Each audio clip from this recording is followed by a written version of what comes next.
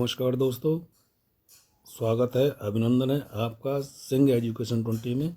आज हम बात करेंगे दीक्षा ऐप पर बच्चों को किस तरह से पढ़ाएं।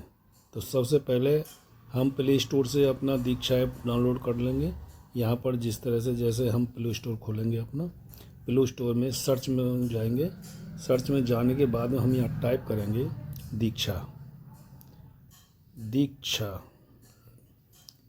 ऐप पर टैप करेंगे। और इस तरह से मैंने पहले से ही ऑलरेडी ये डाउनलोड किया हुआ है, इसलिए मेरे में ओपन दिख रहा है। आपके में डाउनलोड के लिए बटन दिखेगा, यहाँ पर इंस्टॉल आएगा यहाँ पर। तो इस तरह से इंस्टॉल कर लेंगे और इसको यहाँ पर खोल लेंगे, ओपन करेंगे। ओपन करने के बाद में लॉगिन करेंगे। लॉगिन करने के बाद में हम यहाँ पर कोर्सेस में जाएंगे या अपने जो हमारा लोगो दिख रहा है इस पर जाएंगे, टैप करेंगे। टैप करने के लिए हम यहाँ पर इसको अपनी प्रोफाइल है उसको पूरा करेंगे। प्रोफाइल में क्या क्या है, जैसे पर्सनल इन्फॉर्मेशन है, इसमें नेम है, मिडिल नेम है, डेट ऑफ बर्थ है और जेंडर है। यहाँ से एडिट करके हम उसको चेंज भी कर सकते हैं इस तरह से।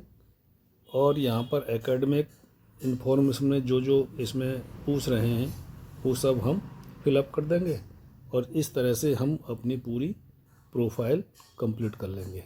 देखिए हमने प्रोफाइल अपनी पूरी कंप्लीट की हुई है, इसलिए हमको यहाँ पर प्रोफाइल कंप्लीशन में 100% दिख रहा है। इस तरह से हम अपनी प्रोफाइल कंप्लीट कर लेंगे। इसके बाद में बैक पर जाएंगे। बैक पर जाने के बाद में हम यहाँ पर कोर्सेस पर जाएंगे, digital course, digital text book पर जाएंगे। ये हम यहाँ पर सारे बच्चों की किताबें दिखाई देंगी हमको, ठीक। इस तरह से हमें यहाँ पर गणित मंथन है, ये दिखाइए, कक्षा 8 की है। तो हम इसको क्लिक करेंगे। अब देखिए इसमें जो चैप्टर हैं बुक के ये सारे दिखाई देंगे हमको। जो हमारी गणित की किताब है कक्षा 8 की, वो सारे हमें चैप्टर दिखाई देंगे।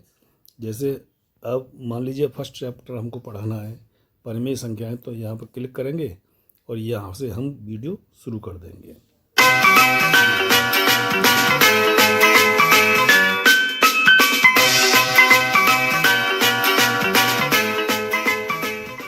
इस तरह से ये कक्षा 8 का जो गणित का चैप्टर है परिमेय संख्याएं वो शुरू हो जाएगा। इसको हम नमस्कार प्यारे बच्चों, बड़ी स्क्रीन पर भी कर सकते हैं। आज की मैथ की क्लास में आपका एक बार फिर से बहुत बहुत स्वागत है। बड़ी स्क्रीन प्यारे बच्चों, आज हम गणित में परिमेय संख्याओं पर चर्चा करने वाले हैं। जैसा कि आपको याद होगा कि कक्षा 7 में भी आपने परिमेय संख्याएं पढ़ी थी। आपने परिमेय संख्याओं के बारे में पढ़ा था कि परिमेय संख्याएं क्या होती हैं, परिमेय संख्याओं को संख्या रेखा पर कैसे दिखाते हैं, समतुल्य परिमेय संख्याएं क्या होती हैं। उसी क्रम में अब हम परिमेय संख्याओं को थोड़ा सा और आगे बढ़ाने जा रहे हैं और उसमें आज हम सीखेंगे कि जो परिमेय संख्याएं होती हैं उन्हें हम संख्या रेखा पर कैसे दिखाएं और उन्हें उनका योग करना सीखेंगे, घटा करना सीखेंगे। पर आज की क्लास में हम केवल योग पर ही चर्चा करने वाले हैं। तो जो योग है वो हम सीखेंगे 2 तरीके से, संख्या रेखा द्वारा योग करना और समान हर बनाकर योग करना। और हाँ, कक्षा 6 में जो आपने 3 प्रगुण पढ़े थे, संवरक प्रगुण, साहचर्य प्रगुण, इन प्रगुणों पर भी हम चर्चा करेंगे कि क्या वो परिमेय संख्याओं पर लागू होते हैं या नहीं होते। तो चलिए इसमें हम आगे बढ़ाते हैं कि परिमेय संख्याएं क्या होती हैं, एक बार रिवाइज कर लेते हैं। तो परिमेय संख्याएं वे संख्याएं होती हैं जिन्हें हम P/Q के रूप में लिख सकते हैं और जहां P और Q दोनों पूर्णांक हैं। और ये भी याद रखना है कि जो Q है वो 0 नहीं होना चाहिए। इसका मतलब जो हर है वो कभी भी 0 नहीं होगा, क्योंकि जिस भी संख्या के नीचे 0 आ जाता है वो हमारी डिफाइंड या परिभाषित नहीं होती है। इसलिए आपको इसे ध्यान रखना है। उदाहरण के तौर पर 4, -3/6, 0, 7/10 ये परिमेय संख्याएं हैं। याद है ना, मैंने बताया था या आपके शिक्षक हैं उन्होंने बताया होगा कि जो 4 है या कोई भी संख्या है, जो भी प्राकृतिक ले रहे हैं या पूर्णांक ले रहे हैं, इनके बटे में आप क्या मान सकते हैं, 1 मान सकते हैं। ऐसे ही जो 0 है, 0 के बटे में तो आप कोई भी पूर्णांक ले सकते हैं। उदाहरण के लिए आप 4 ले लीजिए, -2 ले लीजिए, 6 ले लीजिए, 100 ले लीजिए, इसका मान तब भी 0 ही रहेगा। तो इसका अर्थ ये हुआ कि जो 0 है वो भी आपका p बटा q के ही रूप में लिखा गया एक संख्या है और इसीलिए ये परिमेय संख्या भी कहलाएगी। अच्छा बच्चों, परिमेय संख्याओं की समतुल्य परिमेय संख्याएं निकालना सीखा था, याद है ना आपको? जैसे मान लीजिए p बटा q कोई भी एक परिमेय संख्या है, जनरल में तो हम इसे ही मान लेते हैं ना। तो आपको याद होगा कि हम कोई भी परिमेय संख्या जब लिखते हैं तो हम मान लेते हैं कि वो p बटा q के रूप में है। तो जब हमने इसे किसी शून्येतर पूर्णांक संख्या से गुणा किया, बच्चों शून्येतर यानी कि 0 को छोड़ के कोई भी पूर्णांक ले लीजिए, 0 को छोड़कर, तो जब आप उसे किसी भी पूर्णांक से अंश में और हर में गुणा करते हैं, ये याद रखिएगा ये समान होने चाहिए, तब जो संख्या प्राप्त होती है वो हमारी समतुल्य परिमेय संख्या होती है।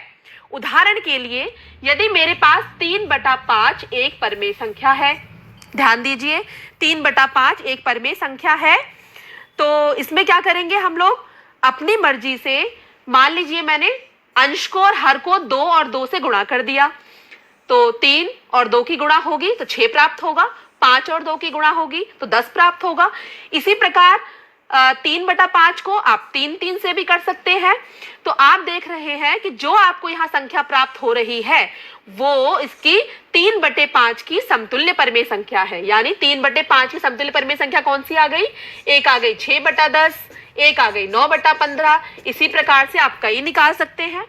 अब यहाँ आप सोच रहे होंगे, तो इस तरह से देखिए हम दीक्षा ऐप पर किस तरह से बच्चों को पढ़ा सकते हैं।